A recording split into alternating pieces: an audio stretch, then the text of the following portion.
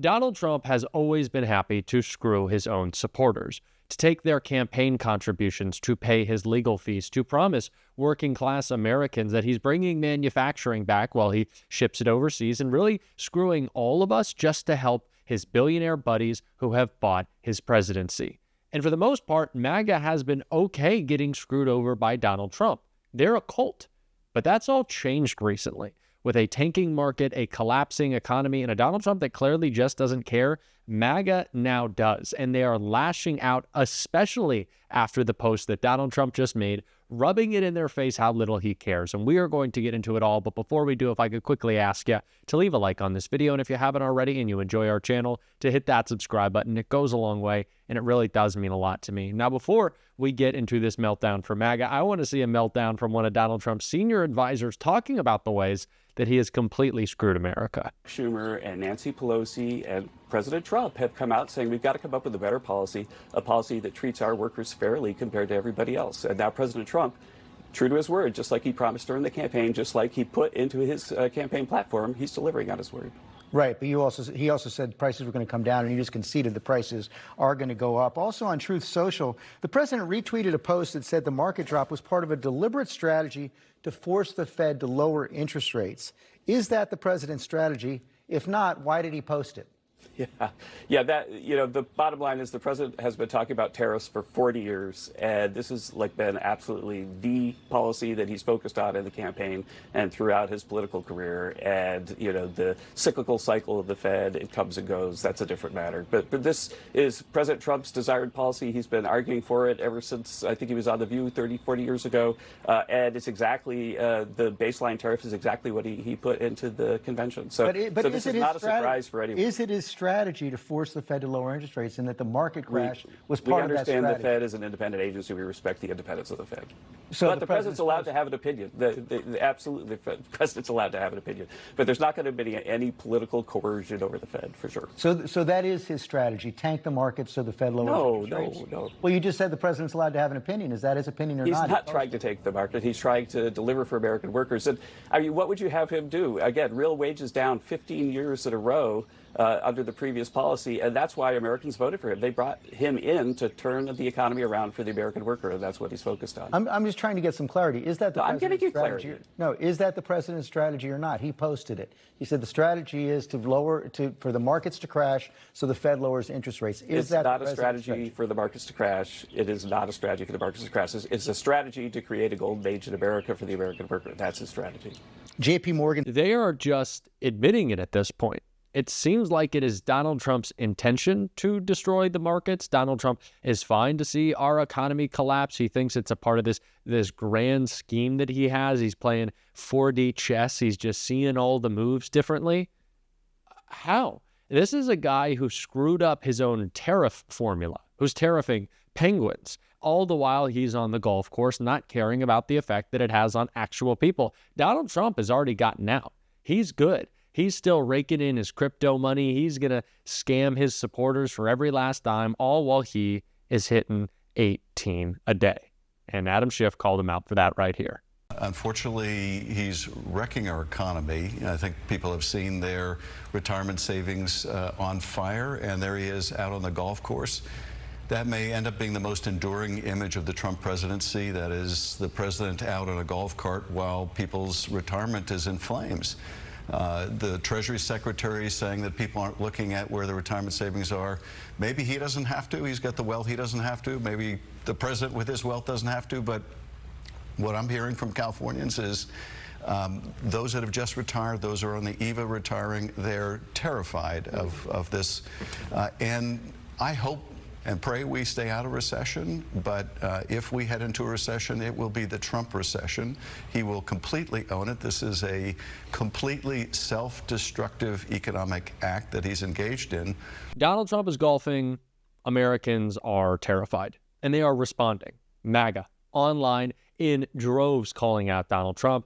I want to take a look at the comments they made, and then the post why. One voter said, "I voted for you 3 times, Mr. President. However, you disseminated middle-class retirement funds with this trade war. I cannot support you any longer. You have crushed my ability to retire. I agree that things need to be negotiated and better deals need to be made, but we are paying. Another said, Mr. Trump, why are you destroying the American seniors' retirement accounts? This is not what we voted for. With a different MAGA Twitter account writing, I'm starting to think maybe I shouldn't have voted for Trump last November. These tariffs are starting to get ridiculous now that you are affecting my retirement. I hope for your sake things get better quick. I hope for your sake? Whoa. Looks like MAGAs might be storming the Capitol for a different reason this time. And those posts were in reaction to this post, which might be the craziest one of the Trump presidency so far.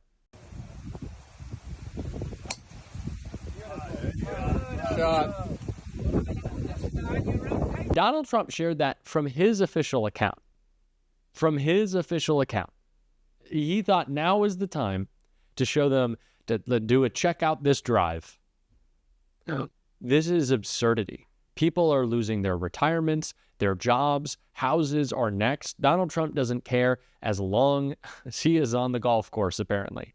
It is just like blatant at this point.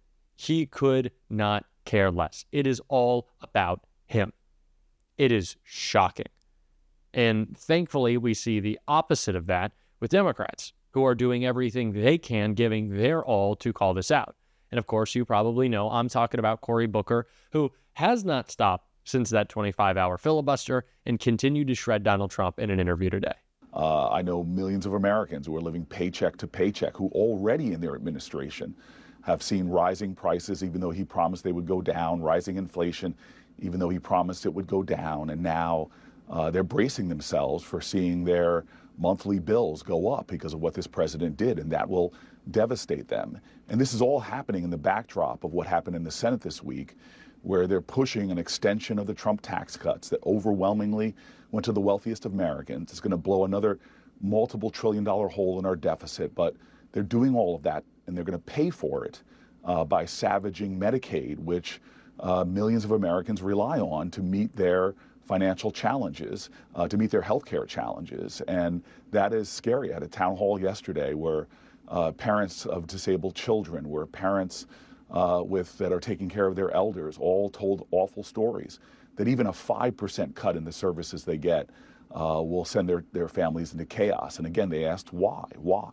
Because this president is pushing yet again a plan to gut basic services, to give bigger and bigger tax cuts to the wealthy. So the chaos he has unleashed on America, the financial insecurity that he has brought to people's lives, this is not what he promised people. And I think he will already go down for a president having the worst first 100 days in the last century of any president that's ever taken that office. You also saw John Carl's piece about the president's retribution campaign. He promised to be the retribution during the campaign. We're seeing these moves against universities. We're seeing these moves against law firms. You took the Senate floor to protest. What should these law firms and universities do? Well, first and foremost, you're calling it retribution, but it's something far worse than that. If you look around the world, from Viktor Orban to Vladimir Putin, this is not what democratic leaders do. This is really a violation of our constitutional principles, that he's using that power of that office not to advance noble causes that could help the American people, whether I disagree with them or not. That's what a president is called to do what they think is in the best interest of the public at large. What this president is instead doing is violating our constitutional principles, violating the fundamental rights of people in order to punish them to carry out his own retribution plan. You know, John F. Kennedy famously said, "Ask not what your country can do for you, ask what you can do for your country." Donald Trump is now saying, ask not what your country can do for you, ask what you can do for Donald Trump to make amends. He is trying to hurt people, to make them cower to him and offer him tribute in order to not violate the Constitution and hurt them economically. This is something that should not just be about a bunch of law firms. This is something that should ultimately be about Americans. And every American right now should be sitting back. I don't care if you're Republican, Democrat, or Independent, and should ask yourself, when is it enough? When has he crossed my line when it comes to my love of this country? Is it bad enough that he's putting on the biggest tax on Americans that I've ever seen through these tariffs, which are taxes on Americans? Is that enough? Is it enough when he's threatening the health care of tens of millions of Americans, disabled children or elders? Is that enough? Is that crossing my line in order to pay for his tax cuts? Until Americans rise up, are Democrats powerless to stop him? Well, again, I I've learned a lot about power from my ancestors, from my parents' generation, the civil rights generation, where the most powerful people in the land try to violate the principles of our Constitution and hurt people. And yet, when Strom Thurmond and others tried to block the civil rights movement was passed by a rainbow coalition of people from all political perspectives that joined together and said enough is enough. We are not going to have this continued violations of decency, principle, and constitutional ideals happen. So we know the power of the people is greater than the people in power. And so whether it's Donald Trump, the most powerful man in the world, or Elon Musk, the richest man in the world, their power pales in comparison to the American people when we stand up, rise up, speak up, and say no more. And so this is not about the Democratic Party. I'm sorry. The Democratic Party is at its weakest when it's concerned about the party. It's at its strongest when it's concerned about the people, when it's bigger and broader than any narrow political analysis. But you did say this is a time for Americans to step up. But you did say during your speech the Democrats have made some terrible mistakes and have to take some responsibility for the state of the country right now. Elaborate on that. What were the mistakes? How can they be fixed? Well, the biggest mistake is not centering people enough. A lot of people voted for Donald Trump because they trusted him and didn't trust that Democrats could deliver for them. And so this, to me, is one of the most important principles in American politics. You may have this great policy, great analysis, great thoughts and ideas, but people don't care how much you know till they know how much you care. We are in a state where, again, the Democratic Party should own up. We partfully laid this pathway for this demagogue to come into office. And so the way we deal with that, the way we correct from those mistakes, is to do more of the centering of American voices, American people in our conversation and in our focus. Not focus on politics, focus on people. And right now, I wish you could have been at my town hall yesterday when you see veterans standing up and speaking to their anguish of knowing that their brothers and sisters are being fired from jobs, that their health care is being threatened, and that the VA, losing 80,000 people, is now weakening in its ability to rise to its commitments to our veterans. It is a delicious thing to see MAGA turn on Donald Trump.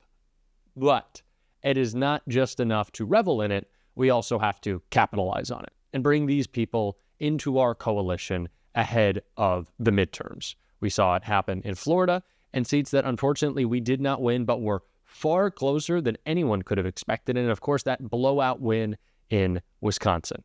We need to be focused. We need to mobilize. It's what we're doing on this show. And if you want to support that, as always, you can hit that subscribe button, leave a like on this video. And if you stuck around to the end, you can drop a blue heart in the comments. And until next time, I'll see you soon.